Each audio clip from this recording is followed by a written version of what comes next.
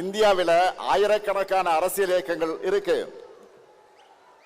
எந்த இயக்கத்திலும் உங்களை மாதிரி கொள்கை உணர்வோட தொண்டர்கள் இருக்க மாட்டாங்க, இப்படி கடுமையாக உழைக்க மாட்டாங்க. கழகம் நம்மை காத்தது, நாம் கழகத்தை காக்கணும் என்று உழைக்கிற உங்களை போன்ற உடன்பிறப்புகள் இருக்கும் வர எந்த கொம்பனாலும் திராவிட முன்னேற்ற கழகத்தை தோற்கடிக்க முடியாது. உங்களுக்கு தலைமை தொண்டனாக இருக்கிறது என் வாழ்க்கையிலே நான் பெற்ற பெரும் பேறு. உங்கள் உழைப்பை தொடர்ந்து கொடுத்து திராவிடம் உயர்த்த தமிழ்நாட்டை தலைகுனிய விட மாட்டோம்னு 2026 தேர்தலையும் நீங்க களப்பணி ஆற்றணும். அதன் மூலமாக தொடர்ந்து திமுக ஆட்சி அமைஞ்சதுன்னு நம்ம புது வரலாறு படைக்கணும். வரலாறு படைக்கலாமா? வரலாறு படைக்கலாமா? தயாராகிட்டீங்களா? தயாராகிட்டீங்களா?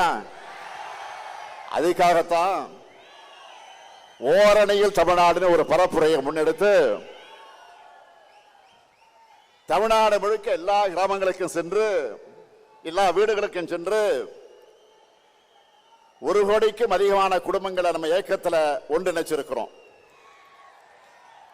1 கோடி குடும்பங்கள் நம்ம நம்பி இணைந்திருக்காங்க என்றால் அந்த நம்பிக்கைக்கு என்ன காரணம்? தமிழ்நாட்டை காக்கும் காவல் அரண் திராவிட முன்னேற்ற கழகம் மட்டும்தான். அதுக்கு துணையாக இருப்போம்னு அவங்களுக்கும் இன்றைக்கு ஒருங்கிணைந்திருக்கிறாங்க. தமிழ்நாட்டுடைய வளர்ச்சிக்கு இடையூறு செய்கிறது எந்த கொள்கைன்னு மக்களுக்கு நல்லா தெரியும். அது காவி கொள்கை. 2000 ஆண்டுகளா அந்த கொள்கைக்கு எதிராக திராவிடம் இந்த இயக்கம் போராடிக்கிட்டு இருக்கு. இன்னைக்கு அந்த கொள்கையோட அரசியல் முகம் யாரு? பாஜக. ஒன்றியத்தினால பாஜக அரசோடு நம்ம தொடர்ந்து போராடிக்கிட்டு இருக்கிறோம். 2 நாட்களுக்கு முன்பு கூட எதிர்க்கட்சி தலைவர் பழனிசாமி அவர்கள் என்ன பேசி இருக்கிறாரு?